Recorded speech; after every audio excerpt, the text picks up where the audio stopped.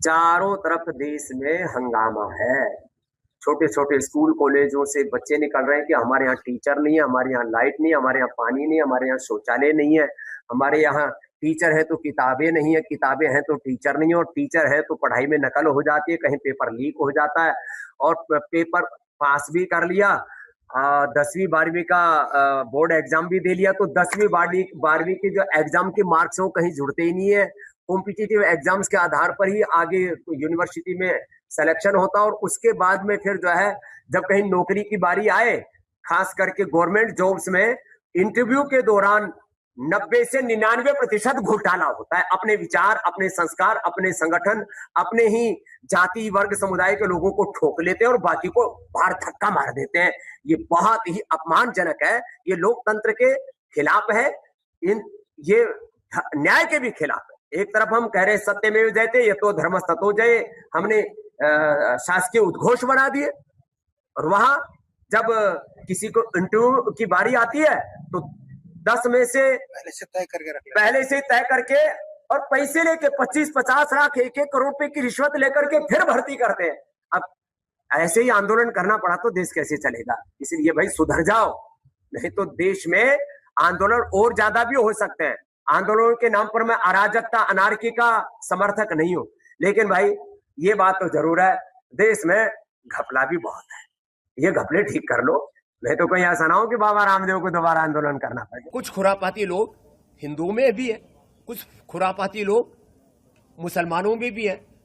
ये चारों तरफ जो खुरापात करने वाले लोग हैं ना, इन सबको संविधान और लोकतंत्र के दायरे में इतना भयंकर दंडित करना चाहिए कि किसी की हिमाकत ना हो एक दूसरे के प्रति घृणा और नफरत फैलाने की। उत्तराखंड में शुद्धिकरण किया जा रहा है, वही तो बोल रहा हूं। उत्तराखंड में टनल हादसा हुआ है।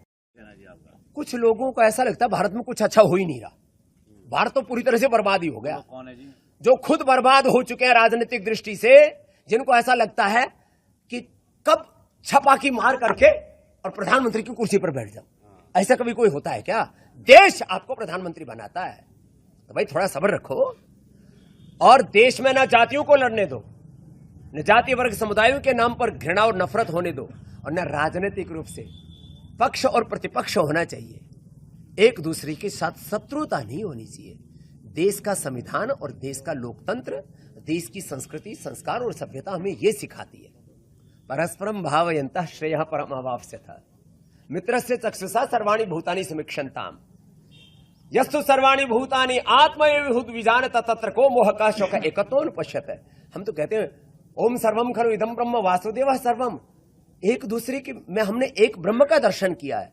एक दूसरे को शत्रु मत मानो भैया। लड़ने के लिए पाकिस्तान है, लड़ने के लिए विदेशी ताकतें हैं, लड़ने के लिए तो कभी अमेरिका हमको धमका देता है, कभी इधर उधर से शी जिनपिंग कभी आंखें तर्रा लेता है। तो भैया लड़ने के लिए शत्रु बहुत है। आपस में राजनेताओं को लड़ना झगड़ना नहीं चाहिए, लोकतांत्रिक रूप से बहस करनी चाहिए, लोकतांत्रिक रूप से अपनी बात भी रखनी चाहिए। लेकिन राजनीतिक नफरत और सामाजिक रूप से, धार्मिक रूप से, सांस्कृतिक रूप से, वैचारिक रूप से, जातीय वर्गीय रूप में जो नफरत है, जो भेद डाला था देश में, फूट डालो राज करो, तो अभी भी चल रहा है। ये घृणा विभेद ठीक नहीं है। देश को प्रेम मोहब्बत से आगे बढ़ाना, और देश में जो अच्छा हो रहा है उसकी सराहना भी करनी है।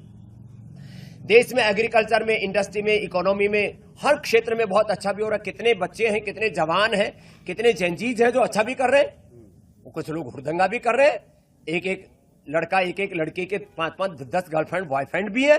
कुछ लोग जो है बीड़ी सिगरेट शराब भी पी रहे हैं। तो हम ये कह रहे हैं जो बुराइयां हैं उनको दूर करो, अच्छाइयों को साथ में लेकर के आगे बढ़ो, और एक दूसरे से नफरत कहीं